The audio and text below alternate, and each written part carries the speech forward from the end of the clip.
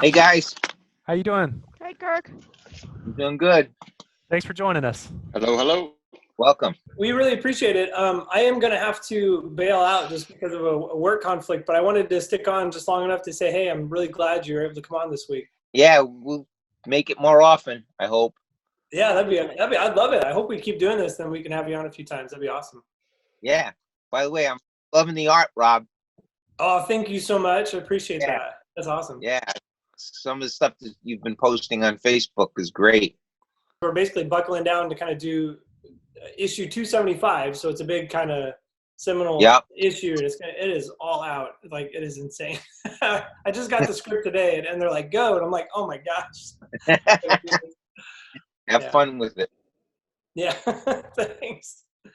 Hey, Robert, thanks so much, man. Good luck with the workload tonight, buddy. Thank you.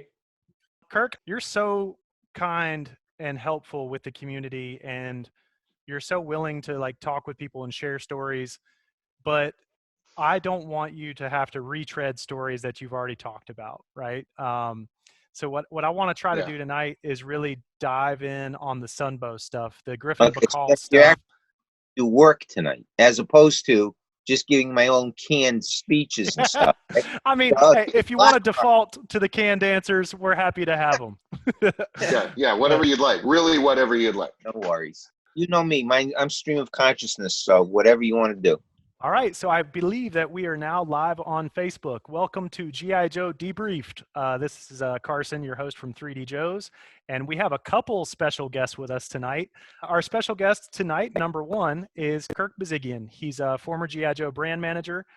He is a staple at all of the G.I. Joe cons, Joe Fest. He is the most vocal and knowledgeable person that I know in the community that can represent G.I. Joe, a real American hero. He was there from the inception in 1982 all the way through to 1994, 1995, when the line was cut off for a few years. It came back around. We don't even count Extreme here, Kirk, so we just say that it went away for a couple years. Thank you so much for joining us. It's such a pleasure to have you. You're welcome. Enjoy. I'm ready to dive in whenever you guys say let's go. If you want to know more about Kirk Bazigian, obviously you can follow Kirk on Facebook. This man is a gold mine. Every day he's been posting stories from the past, documents from the past. I think he's been in quarantine digging through his files and pulling out all kinds of amazing stuff. I think yesterday was Snake Eyes' original file card from Larry. I mean, are you doing this once a day, or are you just going down through there and randomly picking? The way I'm doing it is I pulled all my files, put them all in 2 boxes, giant boxes, and each day I'm pulling them out. And to organize, each day I'm just pulling something randomly out of a box and starting to comment on it. And then it's organizing my files. Do you have any plans at any point to somehow consolidate right around these and put it out there? Like, I know I'd like to have that. One of the goals that my partners and I, who also work with me at Hasbro, have talked about for the last couple of years is writing a book about our experiences at Hasbro. Awesome. And I'm using these posts as a way to kick them in the ass to say, let's get going, because we sit around once a week and we talk about the old days.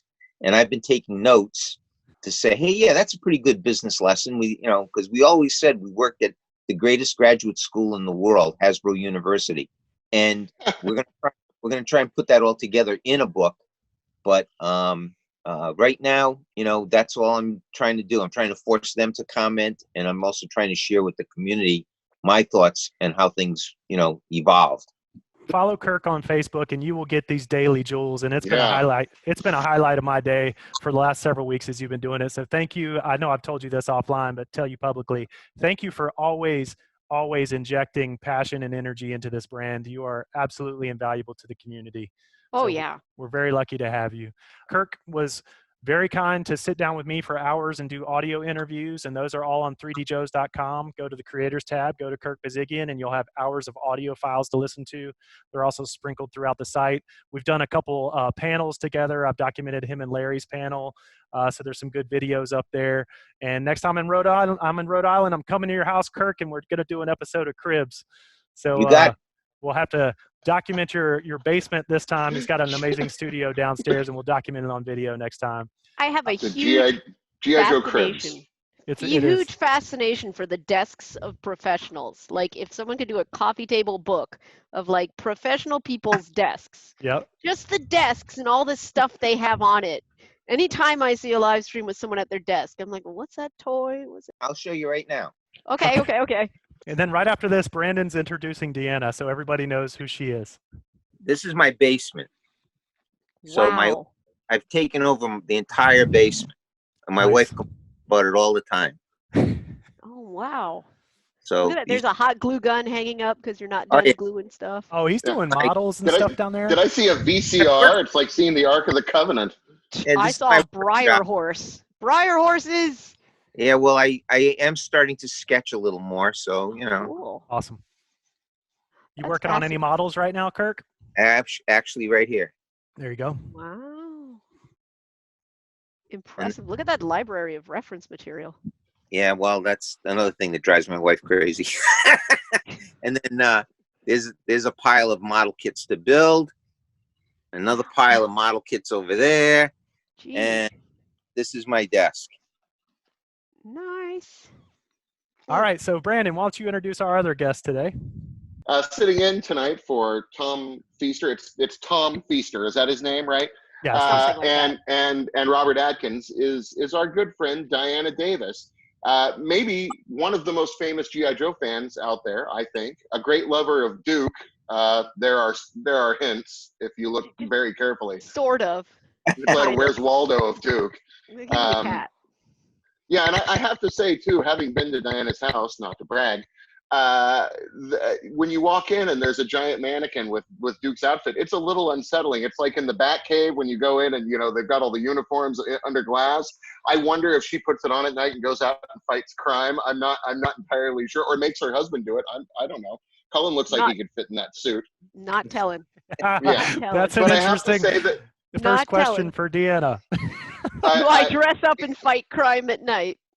I've known Diana for years online, and we ended up being able to hang out in person because I lived in LA for a year or so. And not only is she a true fan, but she's a great friend.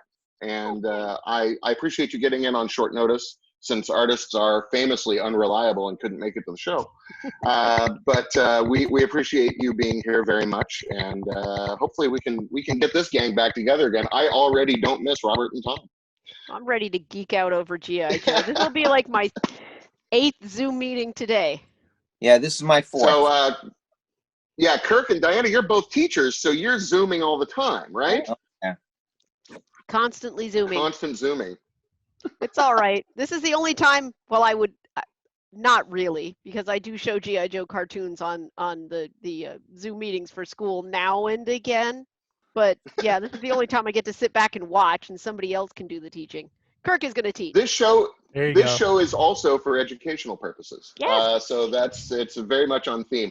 Carson, I of course slept through last week's episode, and I was just curious, do you have a recap of where we are?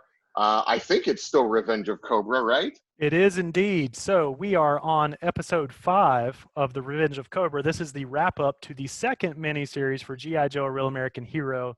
Still directed by Dan Thompson, still written by Ron Friedman. This premiered September 14th, 1984. This is called Amusement Park of Terror.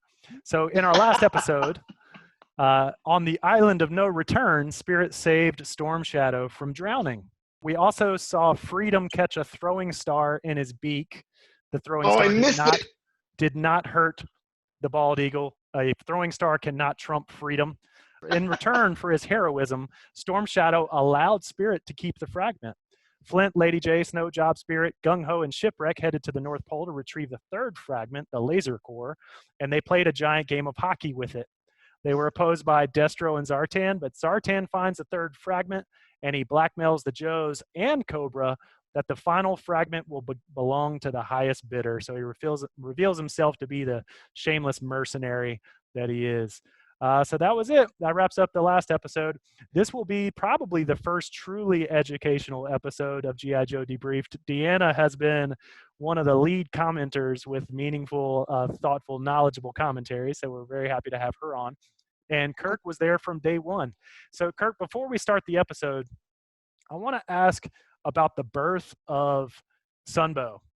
How did it come about? I mean, you know, I could look at the Wikipedia, but I'd rather hear it from you. How did Griffin Bacall come up with this idea to form an animation studio to make animation for Hasbro?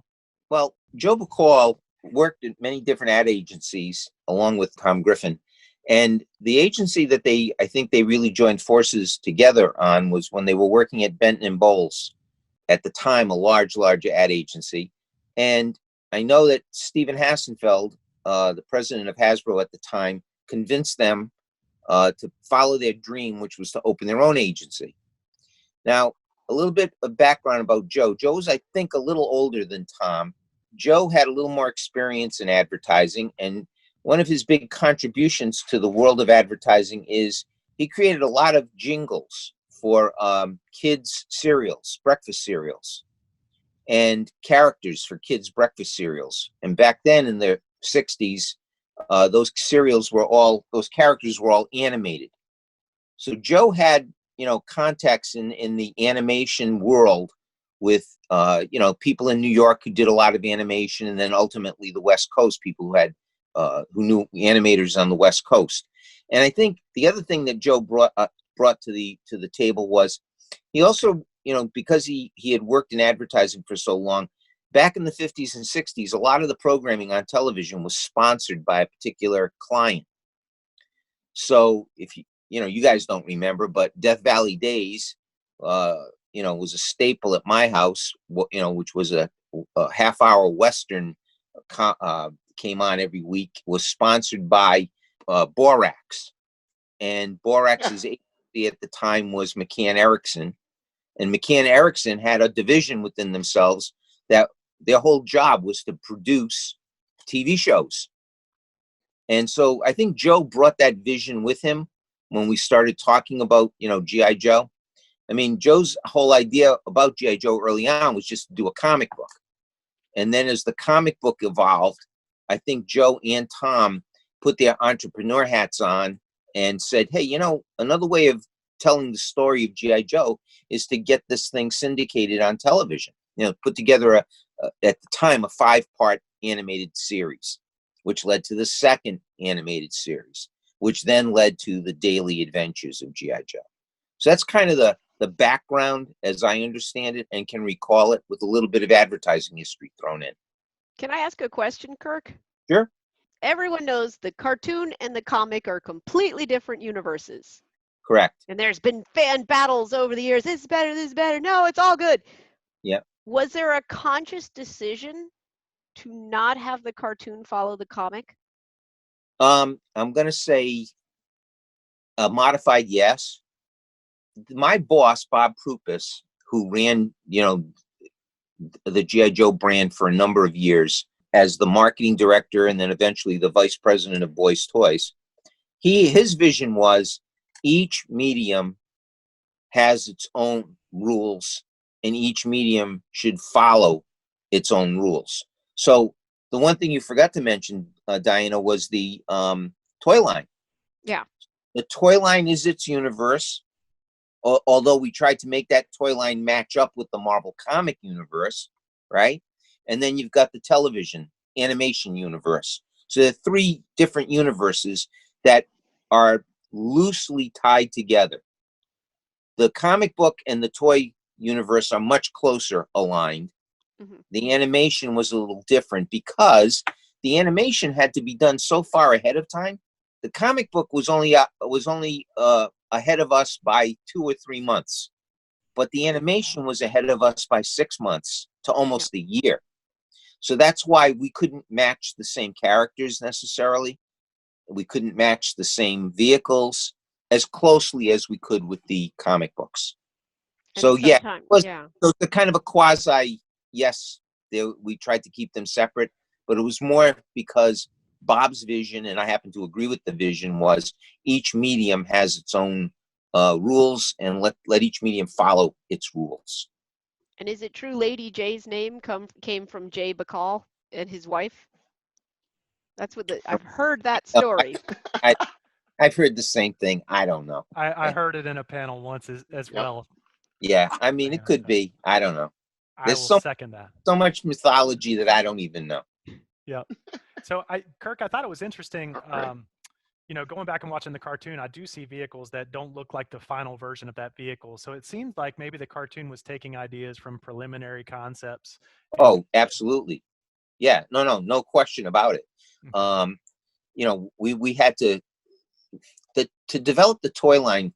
We were working 14 to 18 months out before they'd hit the toy shelves. Mm-hmm. And so a lot of the designs were preliminary. I mean, the final look of the toy might be very close, but you guys, being the collectors and fans that you are, notice every nut and rivet.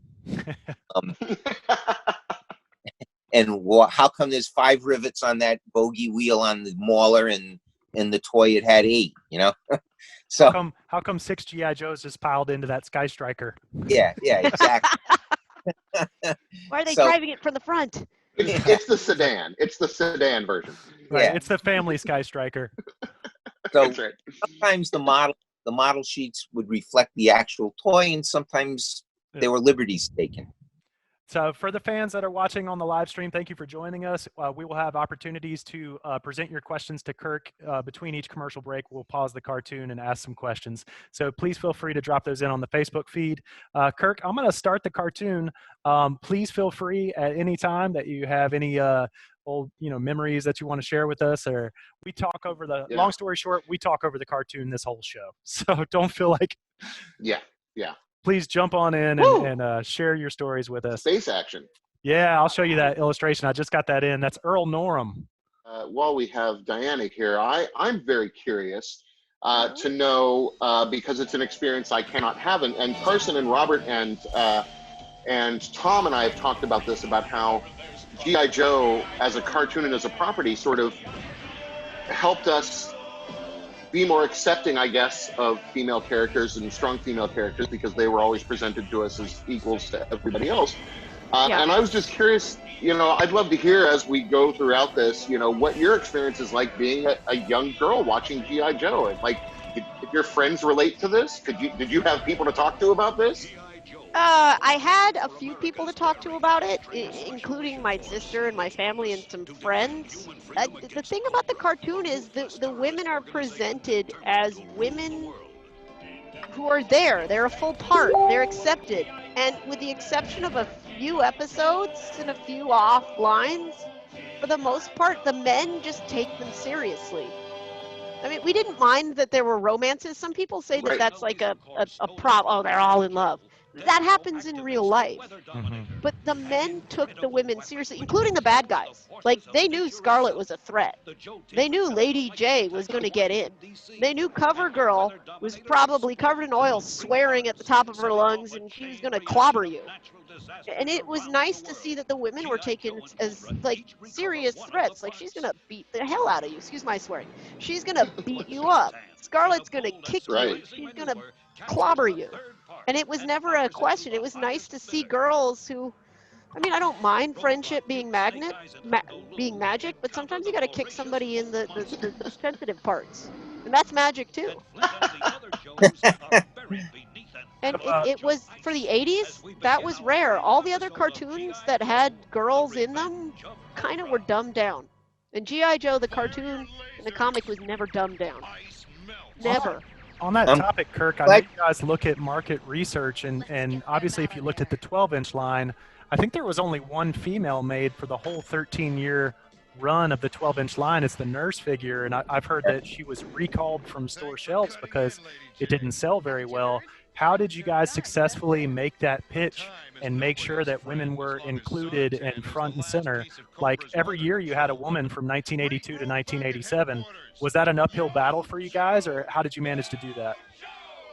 Well, you got to understand, again, you talk about the different universes.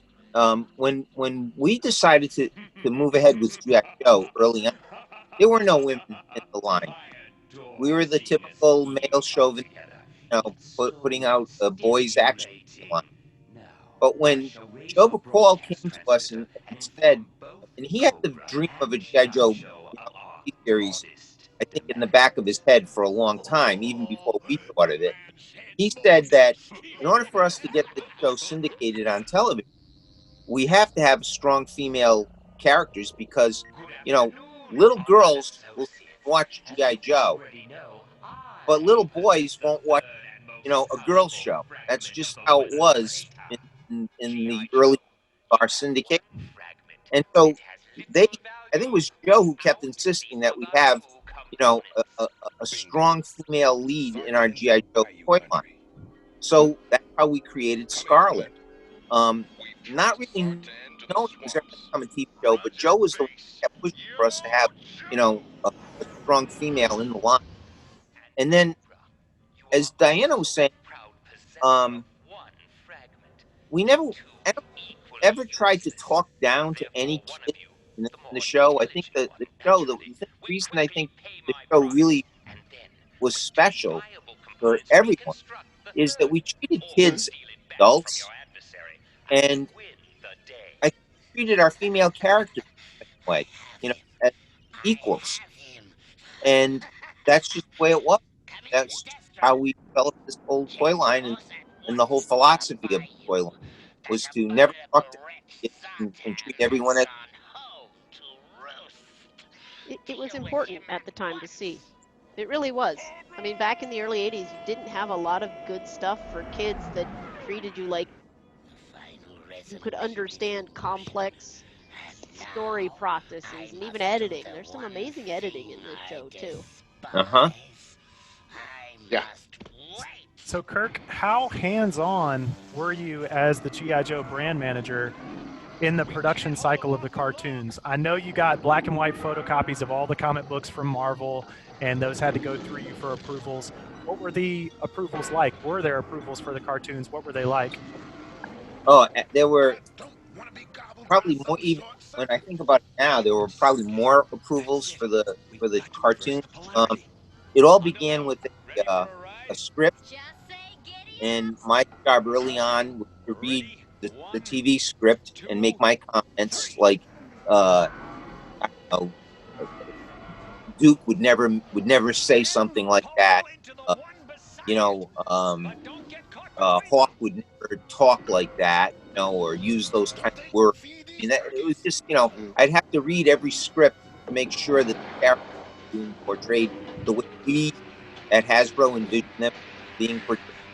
And at the same time, because the comic book had already come out, I was trying to make sure that they kind of matched the characters in the comic book. And then the next step was I would get black and white art from Storyboards, or it became Marvel production. And so here's I don't know if you guys can. I got to flip my camera around again. Oh yeah, this is where I pause the video, stop screen sharing, and go to Kirk's screen. Okay, so let's see if I can do this. These are these Russ Heath model sheets? Yeah, there they are. Yep. So these are, I'll just kind of flip through them. This is kind of a stack that I have. You can see the date there. These were from, complete as of, there were the 3 dates there. Russ must have completed them on 3/31. Mm-hmm. Somebody reviewed them on 4/5, and I guess I got them on 4/6 via FedEx. Mm-hmm. So these are the different character sheets that I would get to review to make sure that, I don't even know if some of these characters ever even made it into the series. So far, they all have. I think, that was the guy that found Snake Eyes when he was radiated in the snow. Yep. And, there's a modified Baroness. Yep. Awesome. So I'd have to go through these and make sure that, like here I'm looking at, Breaker. Did the backpack look like our backpack? Right. Does that kind of match what our helmet looked like, etc.? Yeah. Now, I've seen your artwork of Ron Rudat's where you would get sheets from him, and you tended to mark those up a lot more. Did you? Did you mark up the Russ Heath drawings and send them back revisions as well? Yeah, these were I would make a copy for me and then a copy to mark up. So these are the ones I kept for myself, which were pretty free of any editorial comments. Gotcha. So awesome and stuff. Hasbro would send them toys, right? Because I know that like Larry Houston has a bunch of the toys that he was sent. Right in the box sometimes to just okay, this is what we need you to use. Yeah, we put together, a set of production toys. As soon as we got them in, one set would go to Larry, one set would go, well, actually several sets would go to Sunbow. So you would get scripts to mark up. You would get model sheets like the ones that you're showing right there. Did they also send you storyboards like Larry Houston would draw? Yeah, hang on. I'll pull that out. I shared that the other day. I shared the title page the other day on my Beyond Top Secret. Yeah, that was kind of a softball for you, Kirk. I know what you're talking about. It's the jets. It's the jets flying through. I know that. Leading question. I'm trying to make this easy for you. This is a book that I put together. This is the day 1 through day 5 of the first TV series. Amazing. So these are all the storyboards. Hopefully this is coming through pretty good. It is. Oh yeah, look at those. So these are all the storyboards for the series. Incredible. Actually, I've never seen storyboards for that episode before. How many storyboards do you have, Kirk? Do you have all 83 episodes like right there in your basement? No, I wish I did. Seriously, I think I've only got the series 1 complete. Again, and the only reason I have these is because these would go into, we had a big storage room right outside my office where we would keep all of our products and miscellaneous art and whatever we had. And then they were moving us out of our building. And I happened to be on vacation when they made that decision that we were going to be moving to the new building next door. And when I came back, I had one day to pack up my office, and I went into that storage room and almost everything was gone. And it had basically been like, when you hear stories by former Hasbro people saying how they save stuff from the trash, they literally save stuff from the trash. And I did dumpster diving, that whole day to try and retrieve what I could. And this is the result of it. So, I mean, I have some stuff, but I have a tiny, tiny fraction of what I should have had. We've all heard those horror stories about fires, sprinklers turning on in the morgue, executives that want to reclaim, shelf space. There was a lot of things. Didn't Ron Rudat tell us a dumpster diving story too? Yeah, Ron went dumpster diving too. Yeah. Kirk, what was the mentality at Hasbro in the 80s? Can you talk about why they felt all those artifacts were disposable? We were making toys. It was that simple. No one thought there was any value to this. Yeah. A toy generally has a life cycle of about a year, literally. And if you're successful, you'll get 2 years out of a toy. G.I. Joe happens to be one of the rare brands like Barbie that has lasted, a long time on and off. But that's rare in the toy business. So it was a disposable. Everything was disposable. I mean, you moved on. We used to say, bury your dead and move on. Paint over paintings. All right, let's get back to the show. Yep. Bury our dead and move on. Moving forward. Thank you for saving what you did, Kirk. Oh, yeah, it's important. Yeah, seriously. That's what I do when I get, stuff in for school. So, Kirk, how did you feel when you finally watched these cartoons? I mean, you got to watch it, slowly become something from script to storyboard to final cartoon. Did you actually tune in when these hit the airwaves? No, I never did. No? No, them when they'd get sent to me weeks ahead of time. And we'd arrange for a G.I. Joe viewing party, complete with pizza and Coke, and we'd sit in the conference room and, we'd watch the shows. That was before VHS, right? How would it be delivered to you? Oh, it would come on I forget what was before VHS. Beta? Betamax? Beta, yeah. Yeah, it would come in on big, like 1-inch thick sets. Or actually, 2 3-inch thick cassettes. Wow.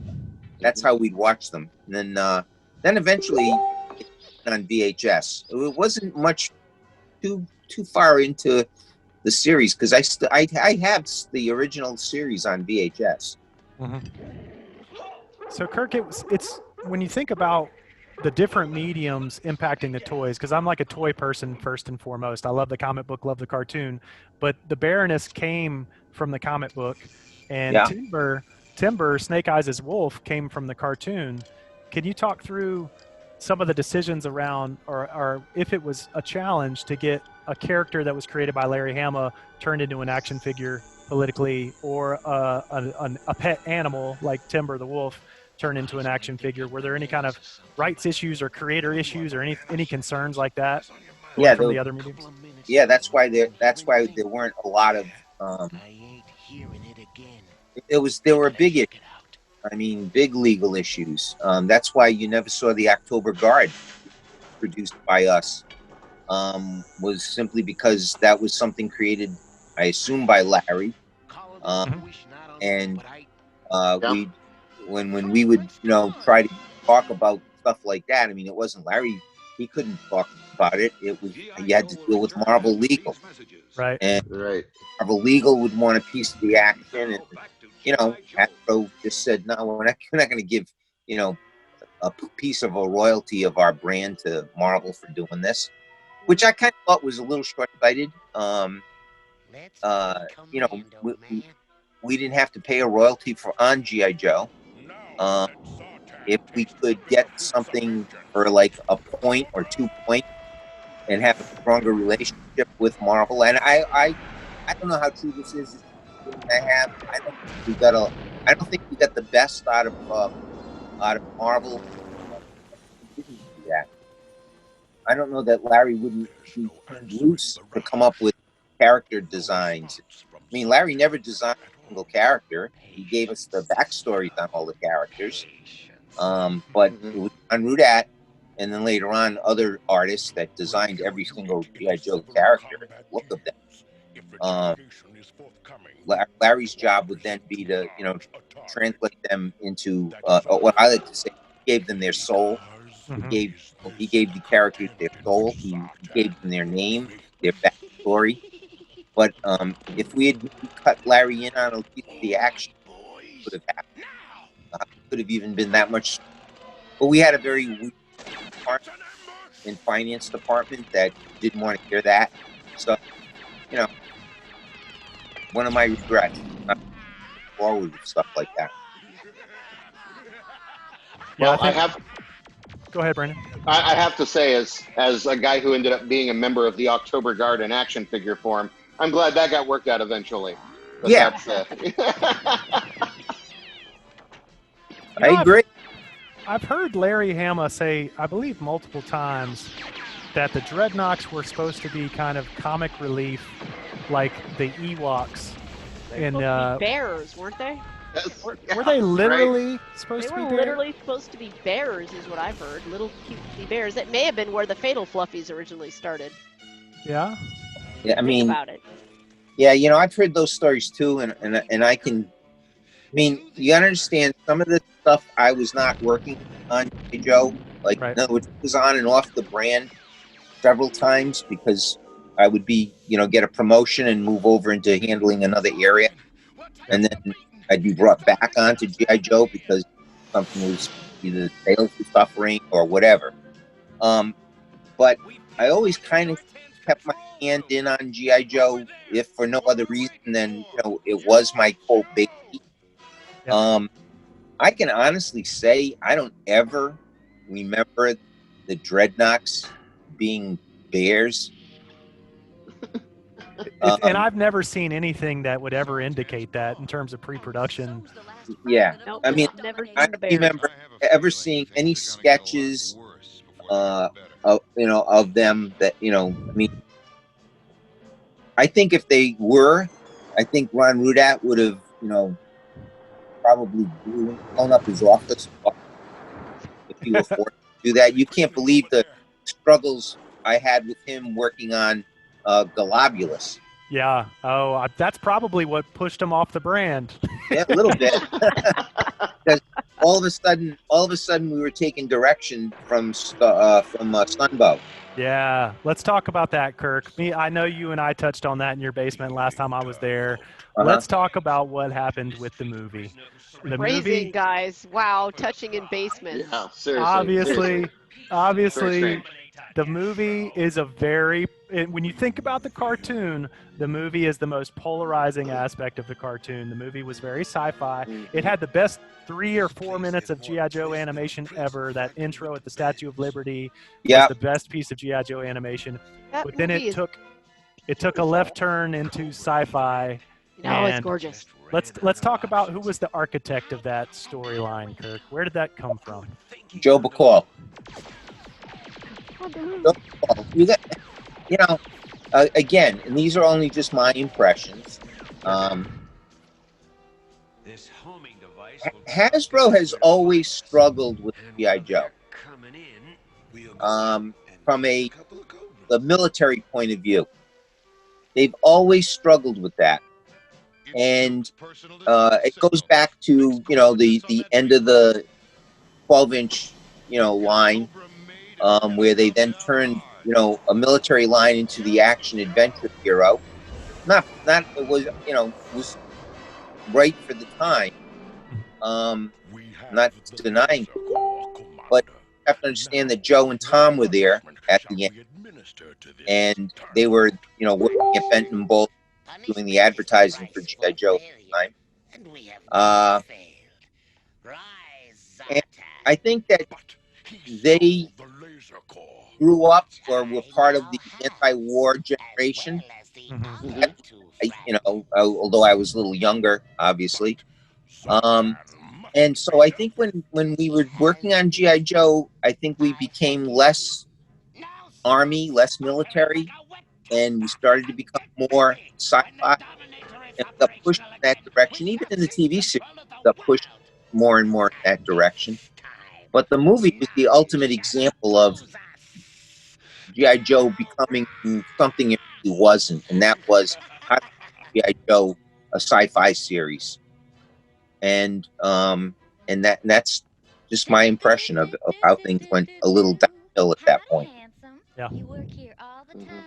So this is an example of a female character created for this miniseries, and she's used extensively throughout this. Oh, Honda Lou.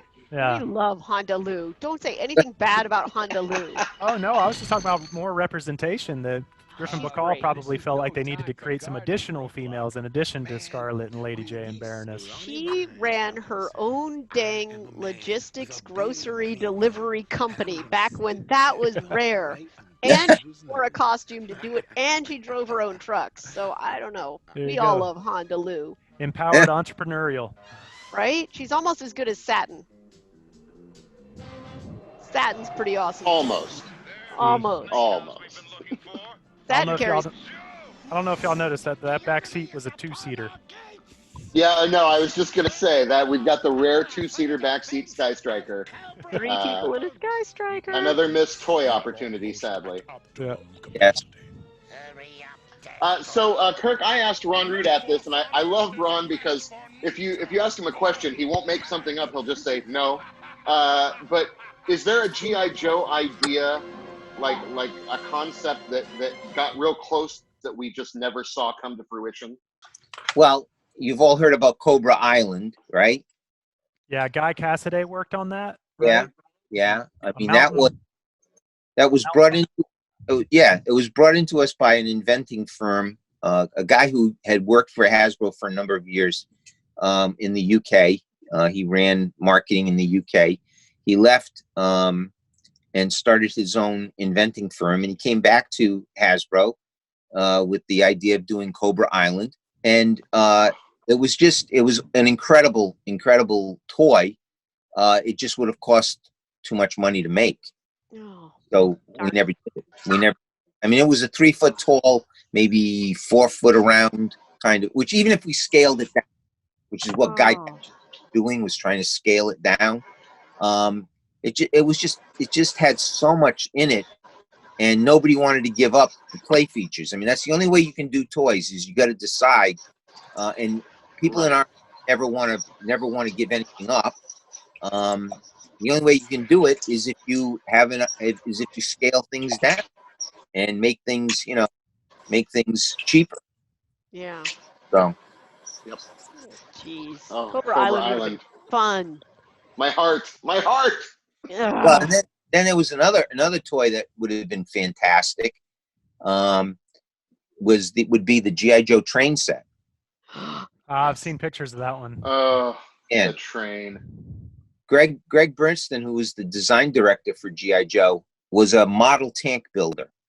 He and I would go to various model shows. I'd display my figures and my plane. He'd display his tanks.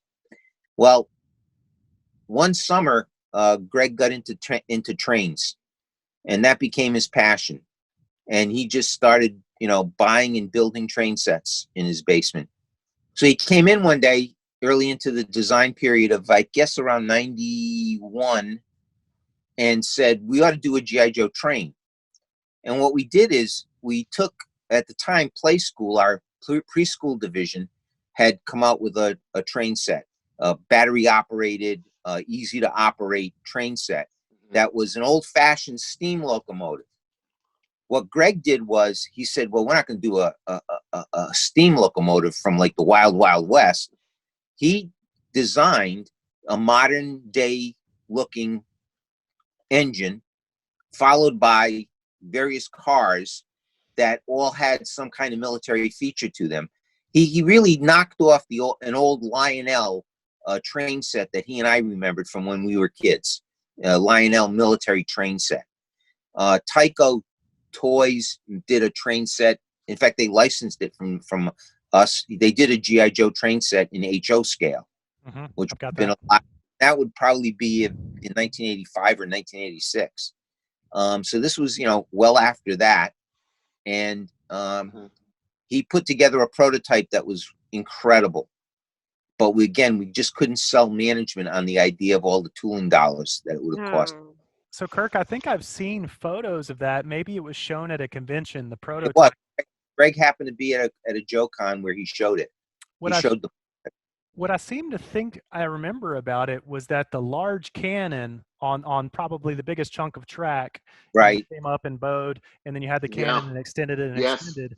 It looked to me like the cannon from the Thunderclap that came out in 1990. Was the train developed first and then the cannon made it into the Thunderclap, or was it repurposed from the Thunderclap? And you might not remember that. I don't remember. My guess would be repurposed from the Thunderclap. It definitely looked very similar. Yeah, dude, a cannon on a train. I've got to make that now. It was How amazing. can you not have a cannon? Was there a tunnel too? Come on, a cannon on a train going into a tunnel. We just did the train set. Oh man, missed opportunities. Someone's got to do that now. Someone's got to customize that now. And it was incredible. So yeah, Greg had it all mocked up. It was wonderful. It was wonderful. Kirk, I've got that Tyco train set, and I won't belabor this too much, but I stare at the artwork too much. And one of the things that's noticeable about the Tyco train set to me is it's the one instance of G.I. Joe packaging art where you got a Cobra that's dead, just face down in the dirt. He's been shot. Do you remember, was that kind of artwork done through the agency, or would Tyco have commissioned that themselves? People don't die. They commissioned that themselves. I thought that was the case because the standards, it's you can't show a guy just face down on the dirt. Why not? Well, because it's G.I. Joe. It's a toy for kids. I mean, people die in war. Yeah, but you didn't show it on the packaging. You might show it in the comic book. Carson, don't go soft on me here, buddy. Hey, He's a bad guy. You don't know. This is why that corpse Viper figure never worked out. Hey, Saw Viper did some dirt. They showed it in the comic book. Carson. Well, yeah. When I was off the brand for 2 years, and I came back on around 1989, I guess it was, I had a meeting with Larry, and I said, "How come when I look at the covers of the last 2 years of G.I. Joe comic books, how come I never see any fighting on the front cover? How come I never see any G.I. Joe with rifles on the front cover or sidearms on the front cover? He said, haven't you talked with your legal department? Why? He said, because the guy running the brand before you came back on and the legal department told us we couldn't do that we could never show a G.I. Joe character on the cover of the comic book with a rifle. Wow. I marched up to legal and I said, this got to stop. So I told Larry, put together the most exciting covers that you can think of. I mean, tell your artists, go for it. We're not here to put out preschool G.I. Joe comic books. And that's the thing. If you show a battle and you don't show that people die, that's the exact wrong message to send to kids. Kids can handle this stuff. Exactly. Kids understand that there are costs to war. Yeah, exactly. And I mean, we didn't want to glorify that. You didn't want to go. And you guys are watching the cartoons. You know that, when a Cobra plane gets shot down, there's always parachutes. We never had anybody go down in the plane. There is one episode where they blow up tankers. Cobra blows up tankers. And if you I forget what that one is, but if you watch that episode, sorry, I forgot what that one is. I know you don't believe that, but if you watch that episode, nobody jumps off those tankers. Cobra Commander just blows up a tanker, plooey, it's gone. And every kid back there watching was like, those people are dead. We get that those people are dead because Cobra, they are bad. They are terrorists. They're killing people. And that's why the good guys have to step in. Now and again, the parachute doesn't happen, but it's rare. Yeah. I mean, I'm sure some of that got by us, but, So while we're on the subject of mortality and G.I. Joe, everybody knows, like, the comic book didn't have a lot of fatalities until all of a sudden it had a lot of fatalities. I mean, I think there was 11 people killed in one issue or something like that. I'll never forget Doc coming up out of the pit to peek over, and he took a bullet in the head. Face. And then several other people get mowed down. That traumatized me as a 10-year-old. Not really. For sure. Not really. I thought it was riveting. It was amazing. It was like, I think I was ready for it. But what happened, Kirk, that made that change? That all of a sudden, now we're going to do it. We're going to show the ramifications of war. I think again, you're talking about different, the different media, okay? And the rules for different media. And I think the comic book industry was changing by that time. This was probably the early 90s? Yes. And so the comic book industry was becoming much more competitive. The comic book industry, was becoming more adult. I mean, I guess that's the term to use. I mean, they're just becoming more serious. And if G.I. Joe was going to survive, it had to become more serious. Yeah. I've heard that argument, like Image Comics was coming around. If it wasn't a thing yet, those artists were becoming popular at Marvel, and everything was a lot edgier. Yeah, that's the word to use, is edgy. And so we told Larry, go for it. Just go. And Larry was editing the Nom at around about the same time too, and that is a gritty, realistic war comic. And it's kind of weird to read one and then the other and think, well, they should sort of be closer together. Yep. Yeah, and it's not. Dino always comments on these live streams. He's very knowledgeable, and he said General Flagg was the first G.I. Joe to be killed. He was KIA and G.I. Joe number 19. So it wasn't that we hadn't seen death in the comic before, but it was just the extreme, like the amount, from just a little bit of it peppered here and there to, there's death. So all right, I know I'll try to get to these questions for the next commercial break. Tom Feister is working hard, as you guys saw him on his drawing tablet. He didn't say hello, hard and then he disappeared. but I know he wants to be on the show. So Tom, tune back in and say hello, man. All right, I'm gonna get back to the cartoon. There's a cat head now. That's your cat. That's Conrad Mauser. Conrad Mauser. Did you really name him that? That would be. I knew that. Was Mark Weber's suggestion. Oh, that's amazing. He was easy to capture. No, we called him that because he was supposed to die and he didn't. Well, that and he looks like he's blonde haired, maybe. Yeah, he's a little orangey blonde. Yeah. So was it just like crush at first sight with Duke, or is this something like you gradually?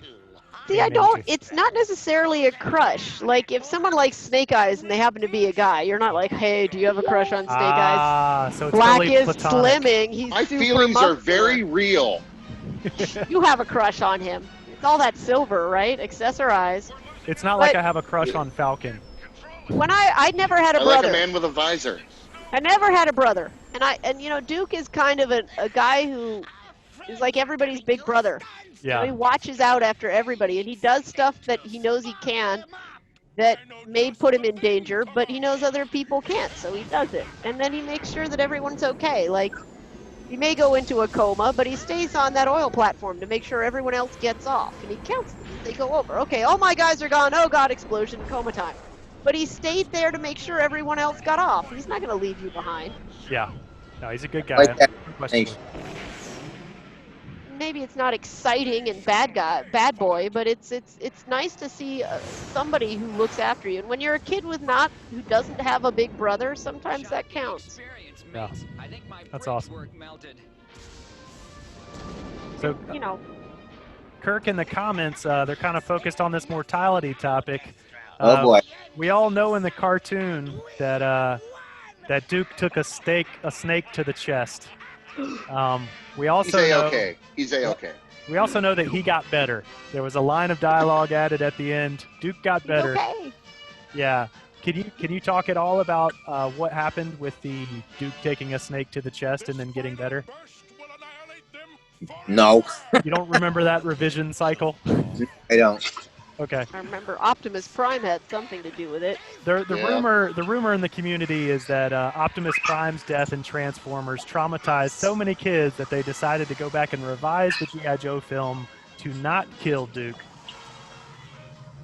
That's probably true. I mean, I thought the big mistake we made with Transformers killing off Optimus, I think that was just a cheap trick, and I think that they were going to repeat that cheap trick with G.I. Joe until they got such a bad reaction. So, yeah. Guys, I can actually speak to that story. Hey, Tom. I don't want to. Hey, guys. I don't want to steal his thunder because he's going to be a guest later in the season, but Buzz Dixon has firsthand knowledge of exactly what happened. There's the guy you should talk to then. Yeah. There we go. Yeah. Yeah. So right. I don't want to step on his story, but the death of Optimus Prime and the death of Duke are very interconnected. Nice. Well, we'll hold that for another episode. Okay, and I'll be wanting to hear that myself. Yep.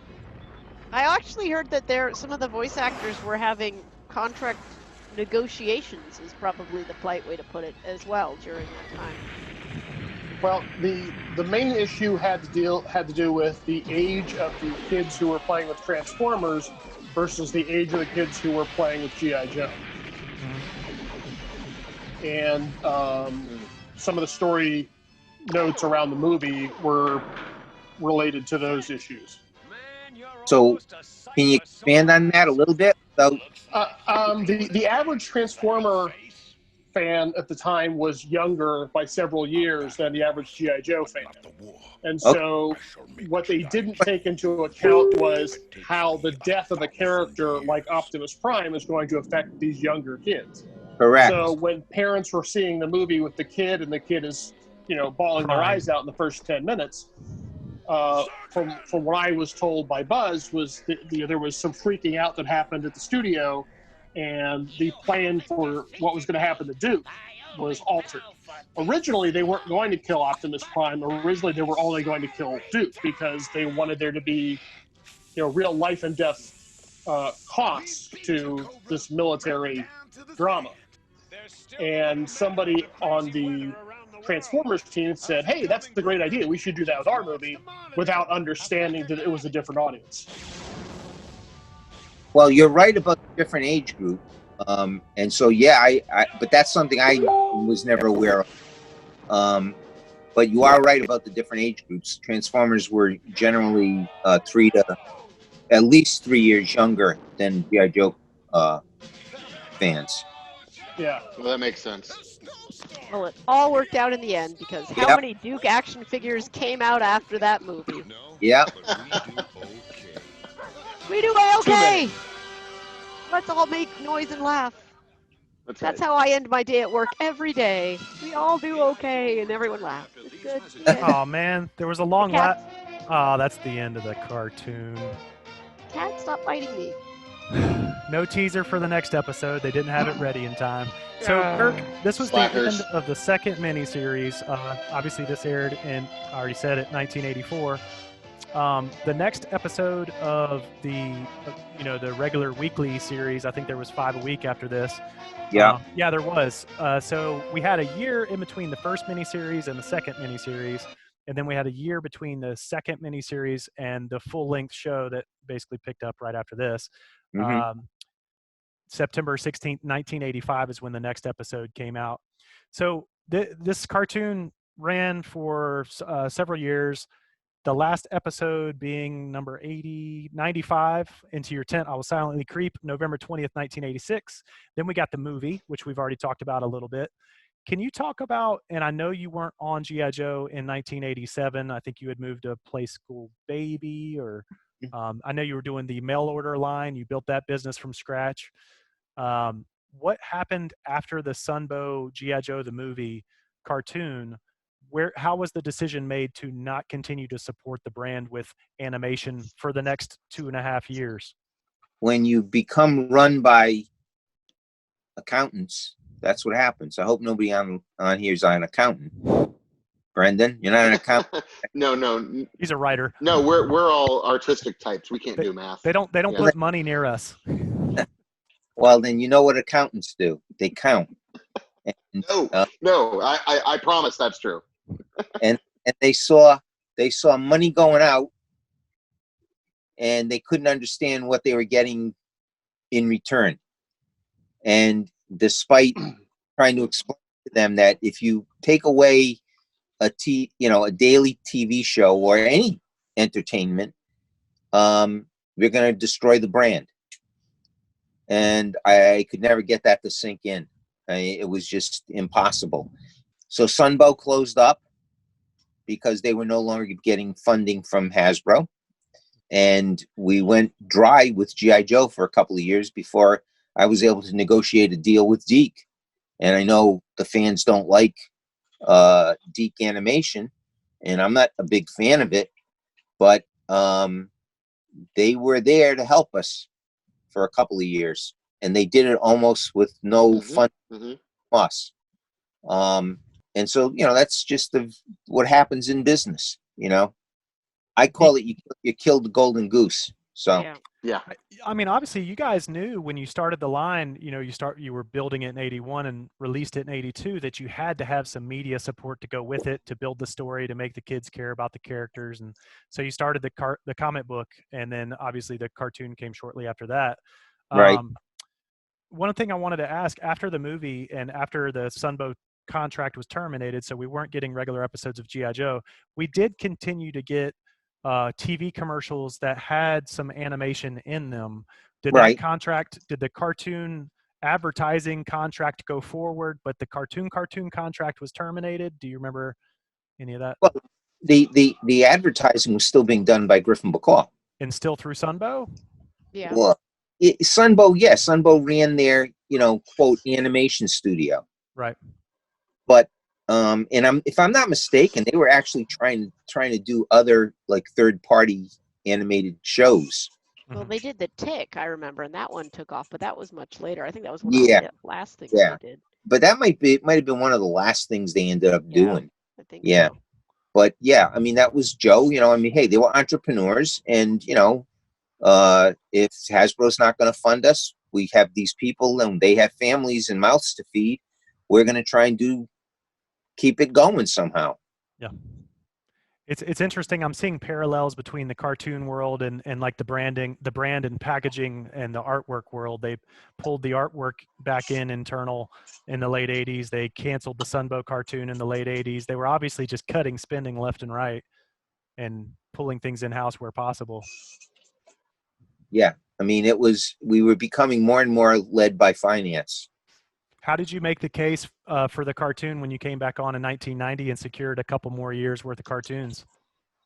I think Robbie London and I can't think of his name now, but the two guys who basically the owners of Deke came to us looking to license properties from us to do.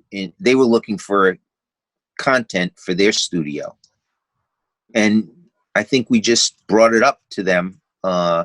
They were showing us some ideas that they had to do animated stories. In fact, they had like a race, like a NASCAR show that they were going to come out with, and they wanted us to do the toys. And I think we turned it on them and said, you know, we're not really interested in that, but we have this G.I. Joe brand that's looking for a new, you know, animation studio. And they jumped at it. That's basically in a nutshell how that relationship began, as I recall. This is Wikipedia, but it says that Sunbow was founded in 1980 and owned until 1998 by Griffin Bacall. So yeah, they might have held on to it a little bit longer than that. Yeah, but I mean, when did the Deke series start? 1990. There was a 1989 miniseries called Operation Dragonfire. Dragonfire, yeah. And right. Kirk, it has probably the most controversial thing next to the movie in the cartoon lineage. They changed the original G.I. Joe, A Real American Hero jingle at the beginning to be International Heroes, and they took out Cobra. They did. They changed the Real American Hero to International Heroes, and they took out Cobra, and they only referred to them as a ruthless terrorist organization. That just saves dubbing later when they made it Action Force. It could have been. That could have been as simple as that. She's absolutely right. I mean, that was. I mean, because by the late '80s, G.I. Joe had become a mega brand around the world. You know, we were probably doing almost as much business worldwide as we were doing here in the United States. Yeah, a lot of people don't know that you guys physically shipped molds overseas, and all these action figures and vehicles were reproduced in India, Japan, China, South America, Brazil. Yep. Yeah. I'm curious, in the age of like the A-Team, and there was a ton of action adventure television shows, live action adventure television shows, Top Gun and films like that. I'm kind of surprised that there wasn't a live action G.I. Joe movie. Were there conversations at some point that didn't go anywhere? It seems to me like that would have been a no-brainer for somebody with deep pockets in Hollywood to come calling. Yeah. Actually, we came this close to having a weekly live action TV series. Syndicated. It would have been syndicated. I have the scripts. I have the the pilot script. It was a group out of, and it's in another room in another file cabinet. They were called Sunshine Productions. Okay. They were a group. It was. They were out of Florida. They were based out of Orlando, so I think they had some ties to Disney. And they contacted me, and I, played around with them. This would have been in 93, 94. They had secured permission to work with the U.S. Navy, the U.S. Army, the U.S. Marines. They had, this would have been a super realistic. That was the whole point. That was I didn't want anybody. I didn't want to talk to anybody if they were going to do a science fiction G.I. Joe series. I wanted a live action, realistic military drama, and this would have been, a 1 hour show. Each episode. These guys were, right on, really, really, really on board with it. The deal fell apart because of Hasbro. Number one, thinking we were going to get a movie made, where we had been working with a couple of different studios. We had done a deal with Larry Kirshner, who was the producer of Mortal Kombat. Again, I have the script for it. Great guy, nice, great young guy. He had done the Mortal Kombat movies. I think he did the original and the sequel. Kasanoff, yeah. Larry was putting together the a fantastic live action G.I. Joe movie. We couldn't settle on the right script. All his scripts, while they were military based, also had a very fantasy aspect to them as well, kind of like time travel aspects to it, and not in a good way, in my opinion. But he was a live wire, and we didn't want to upset him. That was one reason that we didn't do the TV series, and another was obviously the guys, these Sunshine Productions, they wanted us to fund some of it. I mean, they can't do it all by themselves, and the funding wouldn't have been much more than it would have cost to fund the animation. Not much more. And think of the bang we would have gotten from it. And this, of course, was at the time I had pushed for us to do live action commercials. So, I was done with the animation by 1991. I was just done. It had run its course, and it was time to take Joe to another level. And the only other level is live action, right? Yes. It just fizzled. I mean, it just literally fizzled. And then by the time everything was really getting sorted out, I was no longer on the brand. This was the end of 94 into 95. I was no longer on the brand. And so contact with Sunshine Productions just dried up. Gotcha. That close, huh? Oh, it was that close. We all certainly enjoyed the linear live action commercials that you were able to produce. Those were a lot of fun. We got several years of those, and you stitch them all together and you get a storyline. It's not as in-depth as we would have loved, but you got the ball rolling on it, and it's still better than either of the movies that have come out. So I think so. All right. Well, you guys have any additional questions for Kirk before we... I had someone send me a question that they wanted to ask. Webster asks that, G.I. Joe has been a brand that pictured or depicted Americans from all walks of life. Like, it always depicted Americans from every place, every state, every city of every sort, right? You have people from everywhere. It represents America.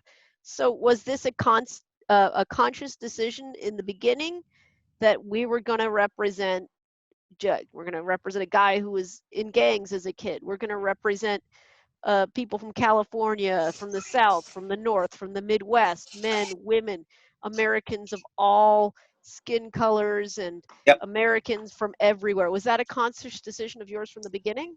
Yes, it was. When we knew we were going to try and do this team of characters, we wanted to be sure that the team, it was almost like, I hate to say this, you guys don't even know the characters, the Little Rascals. It was like, okay, take an analogy like the Little Rascals, right, from the 1930s.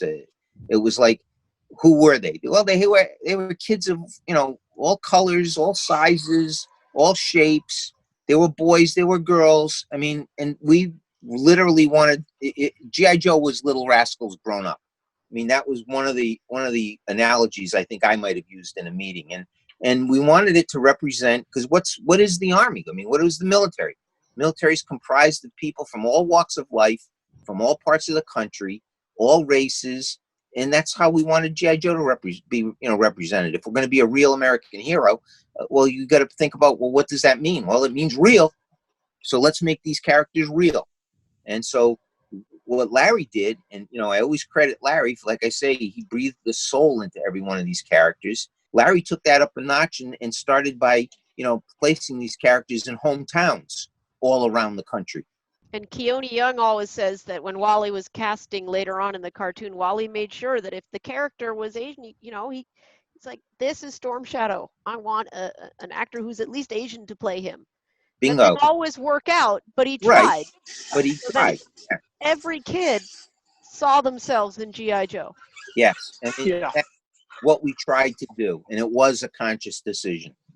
So I just had a fascinating little piece of this thread where Ron Rudat chimed in and said that Steven Spielberg once said that he wanted to do a G.I. Joe movie. And Philip Donnelly said, I have a VHS tape that they made for Spielberg of the toy commercials so he could get a feel for the franchise. And Ron said that Spielberg was friends with Alan Hassenfeld. Do you have any recollection of any talk of Spielberg getting in the G.I. Joe? Yeah, Ron's right. you know, we had struck up a relationship with Spielberg that went all the way back to E.T. Yeah. And in fact, that was my first trip as a representative for Hasbro, was to go to an E.T. licensing conference in LA with Spielberg.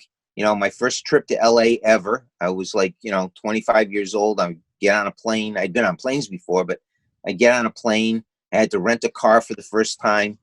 This was before, GPS and cell phones with, and MapQuest and everything. And, you had to I had to get the map from Hertz, and I had to figure out how I got to Universal Studios from LAX. It was an amazing trip, amazing 3 days. That began the relationship with Spielberg. And then it was culminated, we were constantly, being pitched by Spielberg to do different properties of his. And we always lost out to Kenner, Indiana Jones being the prime one. But Alan had built a relationship with Spielberg. And when we were talking about doing a live action G.I. Joe movie, Spielberg was always in discussion. But to be honest, I don't ever remember Spielberg showing us anything. I don't ever remember anything but him just dangling, this teaser out there that he'd like to do a G.I. Joe movie, but it never happened. One of the fun things about doing these live streams with the communities is you never know who's out there listening and what they have. Yeah. Hey, so I wanted to show this. Check this out real quick. Do you guys see the VHS cassette? So that's Amblin Entertainment, and it's a 1983, 1984 commercial reel from Hasbro Industries. Total runtime of 13 minutes. Wow. Yep. So that was a VHS cassette, I guess, that was created for Spielberg. Yeah, but that's amazing. We did that. He never gave us anything. Yeah, okay? you gave him a VHS. He gave you nothing. Yeah, that I'm aware of. Shame on you, Steven. That I'm aware of. So. The bum. Okay. So I have two things, if I could. One, when I was working at Universal last year, I sat next to Spielberg. He was at the table next to us in the commissary at Universal. And I saw his hat from the back, and I knew who he was, and I broke out in hives. I was so nervous. But two, what do you think, now that we're in 2020, Kirk, what is it going to take for G.I. Joe to succeed? What is it going to take for G.I. Joe to survive now? Magic. The only reason it succeeded the second time starting in 82 was magic. And what I mean by that is you had a group of people in R&D and in marketing, a group, me and Bob, but primarily the team in R&D that had a passion for working on this toy brand. And then you had a creative director in the sense of Joe Bacall, who had a vision for working with us to provide some form of energy behind the brand. And that meant, how do we convince Marvel Comics to want to do this? And then organically, it just started to happen with, the TV series and, the mini series, and eventually the TV series, the licensing, making sure that we, attracted kids and built a brand that made, some sense to the buyer, that said, hey, there's a lot behind this brand, not just Hasbro toys, but look at, they've got, I think year one, we had almost 20 licenses out there, everything from, other toy companies to pajamas to underoos, and lunch kits. Mm-hmm. And that was all magic. I don't think toy companies today understand how to put the magic together. Remember, we created this brand on our own. Yeah. Every other toy company takes movie images and makes reproductions of the characters from the movie. Mm-hmm. And the movies have those toys have a shelf life of 3 to 6 months before kids are on to the next movie brand. The toy buyer even sets their planograms up that way so that they know when the movies are coming out each quarter, so that at the end of this quarter, we're going to be off this brand and onto this brand, with the exception of, Ninja Turtles and Power Rangers and G.I. Joe. Name me another, obviously Star Wars, right? But name me another brand. Name me another brand that's lasted more than 2 years. You can't. And so, I would love to see G.I. Joe come back, but it's got to come back with some kind of special magic. And I just don't see that magic right now. There's got to be video games, immersive video games that tie in. If you look at the most successful brand to come out in the last several years on toy aisles, it's Fortnite. Absolutely. And so I'm why curious. Was sleeping at the Switch? I'm curious to see how long Fortnite is going to last and be able to hold that audience's attention. But you know what, Carson? It doesn't matter. Somebody should be looking at what's the next Fortnite. Mm-hmm. Yeah. Someone should be working with those digital studios to say, okay, what's the next Fortnite? Kirk, could it be as simple as a calculation by accountants that there's less risk? That there's less risk if you don't have to build the IP. You just piggyback on somebody else's investment in a movie. You take your percentage, you make your plastic, you sell it for a few months, you sell it for 6 months at most, and then you're on to the next IP that you're paying a percentage back to the people. Is it just that G.I. Joe is too much of a gamble? It's not too much of a gamble. It's too much of an investment. Right. Too much of an investment. And, Hasbro, the thing is, Hasbro owns that investment. Yeah. They have to pay a royalty. Well, now they do. Now they have to pay a royalty to Paramount. Okay. But prior to making the deal with Paramount Studios for the movies, Hasbro owned G.I. Joe free and clear. That's why we were always the cheapest action figure brand in the marketplace, because we weren't burdened with a 10 or 15% royalty.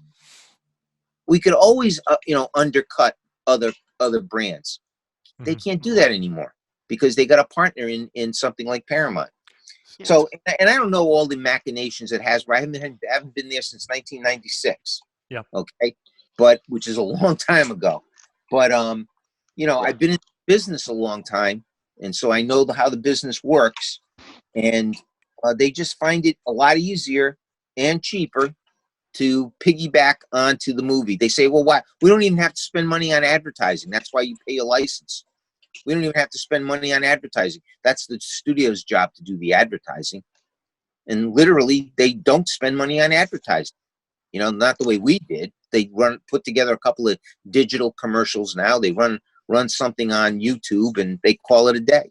Right. I mean, Kirk, you guys had a partnership with Marvel Comics, and you made the first animated commercial for a comic book. Do you recall how much you had to invest in advertising to get this ball rolling, to get G.I. Joe off the ground in 1982 with commercials for the comic book that also, we all know, sold the toys? I don't know. I'm going to throw out numbers that are probably ballpark. You'll find it on a piece of paper tomorrow and put it up on Facebook. There you go. Well, probably in a file cabinet. Yeah. I'll probably go looking for that tonight. If I'm not mistaken, when we would run those comic book commercials 4 times each quarter, we would run a comic book commercial. Mm-hmm. Okay. I think the comic book only portion of our media plan was $1 million. Mm-hmm. On top of that, we had to pay for the animation. The animation back then in 1992 probably ran us $250,000 to $400,000. Mm-hmm. Now it's a lot more now, but I'm talking back in 1982. Yeah, it's 80s money. Yeah, 80s money. And so, we were probably looking at $1.5 million just to advertise the comic book. Call it $500,000 to produce the commercials and $1 million to buy the media. Right, the time on air. Yeah. Gotcha. I actually was going to say, I could be wrong about this, but I remember about 3 years ago, there was some talk that maybe 2-3 years ago, there was some talk that Fortnite and G.I. Joe were going to partner in some way because of, and I've never played Fortnite, but the Fortnite characters that you play in the game bear some resemblances to G.I. Joe, and there was some talk about being some crossover between the two. I think don't know much more about it beyond hearing those rumblings. I think that's purely an homage. You've got Alley Viper and Worms and a couple other characters in there. Firefly is the most obvious one, and they've put out multiple versions of that figure. I think he's called Havoc that look just like Firefly. I think that's an homage, and I think if Hasbro wanted to protect their designs, they could go after them for that. But there's a ton of stuff in Fortnite that is homages to pop culture in general. No. I'm not saying it was an homage. I had heard that there was an actual negotiation that there was going to be G.I. Joe in Fortnite. That would be amazing. But That would, yeah. What I incredible. did hear, That's several years ago. So what I did hear, and this was within the last year, and this may or may not ring a bell. The company that makes the toys for Fortnite is called Jazzwares. Hasbro struck a deal with Jazzwares to make something regarding G.I. Joe. There was speculation that they were going to be the ones making the figures, but now we've seen the classified line, the 6-inch series that Hasbro is obviously making themselves. They've got a retro line that's coming up that's going to be 3 3/4 or 4-inch that's going to be sold in Walmart. We don't know the specifics of that, but I'll bet you, that Jazzwares is not responsible for that. They're thinking that Jazzwares is maybe making some of the larger items, like the kind of role play type of items. But could be. They also make a lot of electronic things, everything from talking banks to alarm clocks to like little watches and stuff like that. And there's a movie coming out, so they're going to need a lot of. There you go. Ninja watches. Ninja watches. Yeah. Talking ninja watches. Ninja banks. Your money disappears. Something like that. Yeah. Okay. Well, I don't want to take up too much of Kirk's time. We're getting close to 10 o'clock here. I want to thank both of our special guests. We really appreciate you two coming on. Yes. I have one last question for Kirk. Okay. What bottle do I need to send you? What piece of bottles do I need to send you to get a copy of those model sheets and storyboards? So now we know why Tom joined the show. Yeah, he saw those. He's like, oh my God, get on there. He's sitting there working the whole time, but he's like, okay, I'm going to get those Russ Heath model sheets. I don't know. 100%. It's amazing to me that I work in animation now, and it's amazing to me that I really haven't seen much in the way of behind-the-scenes G.I. Joe animation stuff. Well, I'm running low on battery. My charger isn't working. Yeah. All right. Sorry about that, Kirk. I want to say thank you once again for joining us. Look forward Thank you. Look, friend me on For your Facebook. time. I'll start sharing a lot of this. Everybody follow Kirk. He puts out just amazing stuff every day. Every You don't day. want to miss it. So yeah, thank you again, everybody, for joining with us, hanging with us a little bit late tonight. I believe that we will be back for the next mini-series, which is the first episode of the continuing series. I believe we're going to do that next Wednesday at 8:30. Yes. So stay tuned. Checks out. All right, guys. It's a blast. Anytime. Let me know. Oh, every week then. That's fine. Thank you for your time. Thank you. Our new co-host, Kirk Bazigian. Yay! I would gladly replace Tom with you. Take care, Diane. Yo, Joe. All right. Yo, Joe. He never gives up. He'll stay till the night's